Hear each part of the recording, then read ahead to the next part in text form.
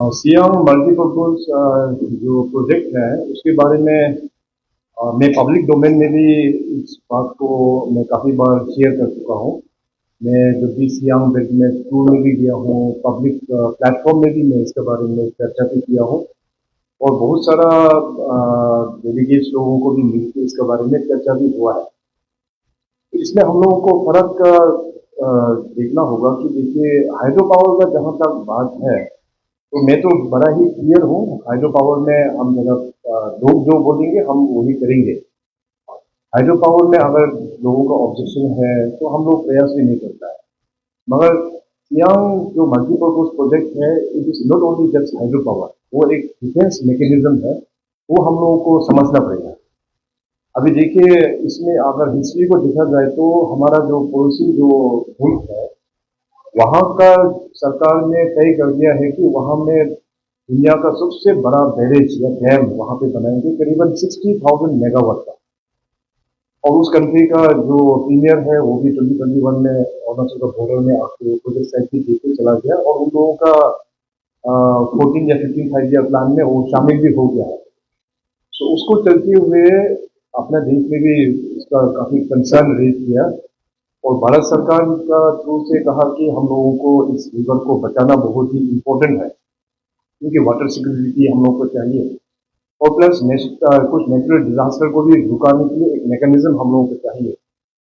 तो ऐसे करके ये सियांग मल्टीपर्पज प्रोजेक्ट का प्रपोजल हुआ है। तो उसको लेके भी जैसे मैंने कहा कि मेरा काफ़ी डिस्कशंस हुआ है, इवन पब्लिक डोमेन में मैं खुद ही जाके बोला भी है कि पीएफआर जो होता है प्री फिजिबिलिटी रिपोर्ट उसको करना देना चाहिए।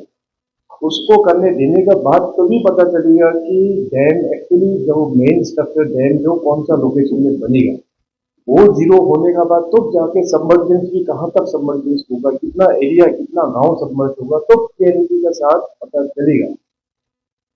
तो पीएफआर ही नहीं हो रहा है तो हम लोग बता नहीं पाएंगे कि कौन सा एरिया सबमर्ज होगा, कितना लेवल तक सबमर्ज होगा, वो हम लोग बोल नहीं पाएंगे। इसमें अगर सिंपल भाषा में अगर बोला जाए तो देखिए हम लोग जब मेडिकल जाते हैं तो मेडिकल जाके डॉक्टर्स भी हम लोगों को देख के तो दवाई नहीं लिख देते हैं। हम लोग बोलते हैं कि ये परेशान है तो डॉक्टर बोलते हैं आप एक्सरे करो, आप ये अल्ट्रासाउंड करो, आप ये क्या बोलते हैं वो जो भी टेस्ट वगैरह है एमआरआई करो। तो वो सारा टेस्ट करने के बाद तो जाके रिपोर्ट डॉक्टर पढ़ने के बाद तो जाके आपको मेडिकेशन प्रिस्क्राइब करते हैं। तो उसी प्रकार से जब तक पीएफआर नहीं होगा तब तक हम लोगों को कुछ क्लैरिटी नहीं है कि कौन सा एरिया सबमर्ज होगा, कितना तक सबमर्ज होगा। और पीएफआर करने के लिए कुछ भी डैमेज नहीं है, केवल वो मशीन आके वो सिर्फ अपना रॉक टेस्ट भी करेगा उसमें। तो अभी मैंने देखिए क्योंकि ये हाइड्रो पावर नहीं है इसलिए मैं बोल रहा हूँ कि Siang multipurpose project hydro power project नहीं है ये। हाइड्रो पावर तो उसका जस्ट एक ऑफशूट है। हाइड्रो पावर तो इसका जस्ट ऑफशूट है। अभी इस बार हम लोग को देखने को मिला जब इंडिया पाकिस्तान का जो ये तनाव चल रहा था, प्रॉब्लम जब चल रहा था तो हम लोगों का जो इंडस वाटर ट्रीटी को हम लोग ने सस्पेंड कर दिया। अब देखिए पाकिस्तान का वहां में क्या हाल हो रहा है, वहां पे इंडस वाटर का पूरा वहां रोक लगा है। तो हालत क्या हो रहा है पाकिस्तान का। अभी प्रॉब्लम यहाँ पे क्या है कि China is not signatory of international water treaty. China signatory नहीं है यूनाइटेड नेशन वाटर ट्रीटी का। वो अपने जमीन में चाहे डैम बनाओ चाहे डाइवर्ट करके पानी सियांग नदी को कहीं दूसरा जगह में, वो उन लोगों का चॉइस है। मगर अपने यहाँ तो कम से कम एक हम लोगों को एक सिक्योरिटी एक सेफ्टी तो चाहिए ना कि सियांग नदी को बचाने के लिए। अभी मान लीजिए कल वहां पे टिबेट साइड में अगर चाइना लोग ले जाए तो इसको काम दोनों तो बनाएगा ही बनाएगा अभी नेक्स्ट 18 ईयर्स में। बंद करने के बाद में सियांग नदी तो मैं बोला है कि विंटर में पैदल चल के हम लोग क्रॉस कर पाएगा विंटर से।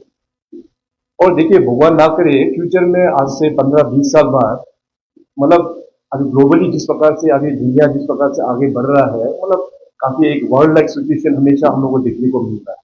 आज से 15 20 साल बाद कहीं वहां से अगर उस स्ट्रक्चर को अगर छोड़ देने से एंटायर सियांग का खास करके आदि पूरा उसमें काफी तबाही मच जाएगा, आसाम जाएगा कि बांग्लादेश जाएगा। क्वांटम ऑफ डिस्ट्रक्शन, इतने लाखों आदमी लोग वहां पे अपना लाइफ को मतलब खो देगा। प्रॉपर्टी तो खैर छोड़ ही दीजिए, कितना जमीन कितना लाइफ चला जाएगा, इसका रिस्पॉन्सिबिलिटी कौन लेगा? इसलिए फ्रॉम डे वन इससे सरकार की तरफ से, चाहे राज्य सरकार हो, भारत सरकार की ओर से हम लोग बड़ा क्लियर है।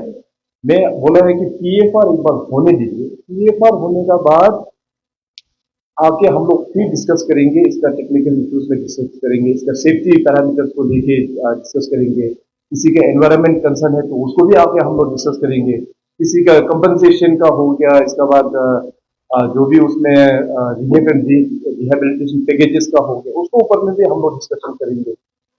तो इनिशियली जो पीएफआर नहीं होने से ये आगे का कार्रवाई कुछ नहीं होने वाला है, मगर आज मीडिया के माध्यम से मैं भी अभी सियांग में रिसेंटली जो Siang indigenous farmer forum SIFF का वहाँ पे मीटिंग हुआ, तो SIFF का मेंबर के साथ में हमारा एक कमेटी भी है, वो लोग भी टच में है, हमारा वहाँ का जो तीनों विधायक हैं वो लोग भी टच में है, हमारा डिपार्टमेंट जो DCM साहब जो लुक आफ्टर करते हैं हाइड्रो पावर डिपार्टमेंट, वहाँ का कमिश्नर इंजीनियर, सारा लोग उन लोगों के साथ में day to day daily touch में है। तो मीटिंग प्रपोज होने का बाद तो वहाँ पे SIFF के माध्यम से जो भी मीटिंग में डिस्कशन हुआ वो अच्छा डिस्कशन हुआ है। तो बाहर निकलने के बाद फिर मॉब को जिस प्रकार से कुछ लोग ने मिसगाइड कर दिया, तो जाके थोड़ा सा अनवर्क इंसिडेंट ये हो गया। वेरएस आदि समाज बहुत ही मेच्योर्ड समाज है, काफी पीसफुल है और इंटेलेक्चुअल समाज है। इस तरह का बिहेवियर हम लोग ने एक्सपेक्ट तो नहीं किया था, but anyway it was very unfortunate. Government के ओर से हो या पुलिस के ओर से, पैरामिलिट्री की ओर से, हम लोग कोई भी इसको हम लोग इग्नाइट नहीं करता है कि अपने ही लोगों के साथ में हम लोग लड़ाई झगड़ाई करेगा, वो तो हम लोग कभी करेगा भी नहीं है। जहां तक फोर्सेस का जो बात है, वो पब्लिक को दबाने के लिए वहां पे फोर्सेस तैनात नहीं किया, पब्लिक वहां पे फोर्सेस तैनात किया। तो जो मिशनरीज जो लोग आया हुआ है, क्रोर्स का मिशनरीज है वहां पे, और वहां पे जो मैन पावर है, स्किल्ड मैन पावर है, उनका सेफ्टी के लिए वो पैरामिलिट्री फोर्सेस और पुलिस का डिप्लॉयमेंट हुआ है। ये नहीं है कि पब्लिक का वॉइसेस को दबाने के लिए।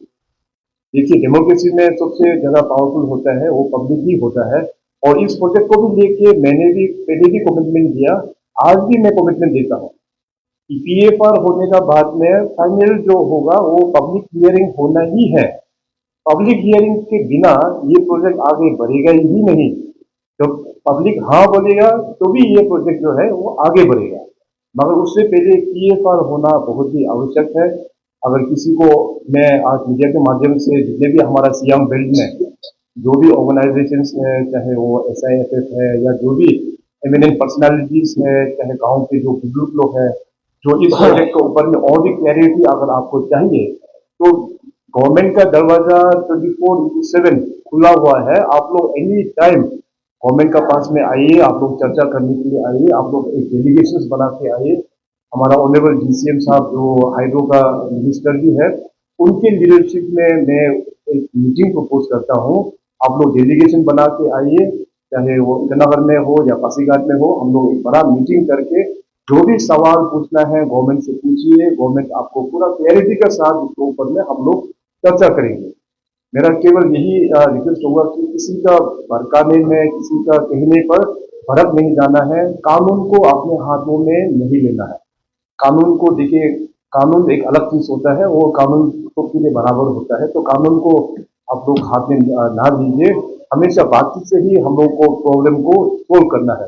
तो बहुत ही जल्दी मैं इन्वाइट करता हूँ सियांग के जितने भी जो फोरम्स है, जितने भी जो कम्युनिटीज है जो इस प्रोजेक्ट को लेके अगर कंफ्यूजन है, तो डेप्यूटी चीफ मिनिस्टर चौनामी साहब के अंतर्गत में एक बड़ा एक मीटिंग हम लोग ऑर्गेनाइज करेंगे। तो किसी भी डेट भी आप लोग के लिए, और यहाँ हम लोग मीटिंग हम लोग ऑर्गेनाइज करेंगे।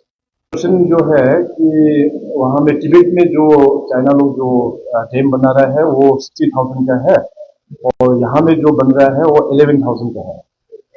देखिए, ये एक टेक्निकल विषय हो गया। मैंने अभी मीडिया में या कहीं भी हमने नहीं बोला कि 11,000 का पावर प्रोजेक्ट बन रहा है। मैंने कहा कि ये मल्टीपर्पज प्रोजेक्ट है। अभी उसमें पीएफआर होने का बाद भी पता चलेगा कि आपका स्ट्रक्चर कितना हाइट में जाएगा, पानी का जो कैरिंग कैपेसिटी कितना होगा, तो जाके उसका सेकेंडरी जो प्रोडक्ट है वो हाइड्रो पावर कितना कैपेसिटी होगा, तो क्लैरिटी के साथ में हम लोग ये बोल पाएंगे। हाँ, एक चीज ये बात तो जरूर है कि सिंगल स्ट्रक्चर में 60,000 तो बन नहीं पाएगा, दैट इज फैक्ट। लेकिन इसका टेक्निकल आंसर क्या होगा कि जो वहाँ के लोगों को अपना सियांग के जो अपना भाई बहन के साथ में जो बैठेंगे, तो उसमें भारत सरकार से अपना टेक्निकल लोग भी आएंगे, तो उसमें टेक्निकल वो लोग एक्सप्लेन करेंगे कि डिफेंस मैकेनिज्म ऐसा स्ट्रक्चर होने से कि किस प्रकार से वो लोग मॉडरेट करके डिफेंस कर पाएंगे। ये एक अच्छा क्वेश्चन है, ये एक टेक्निकल क्वेश्चन है, लेकिन टेक्निकली अभी कोई भी बता नहीं पाएंगे कि ये 11,000 होगा ना 12,000 होगा ना 15,000 होगा। तो ये बात अभी हम लोग मेगावाट इतना डैम का मेगावाट बोलना ये गलत होगा अभी के टाइम में। प्री फिजिबिलिटी होने का बाद ही एक्चुअली पता चलेगा कि उसका कैपेसिटी कितना होगा।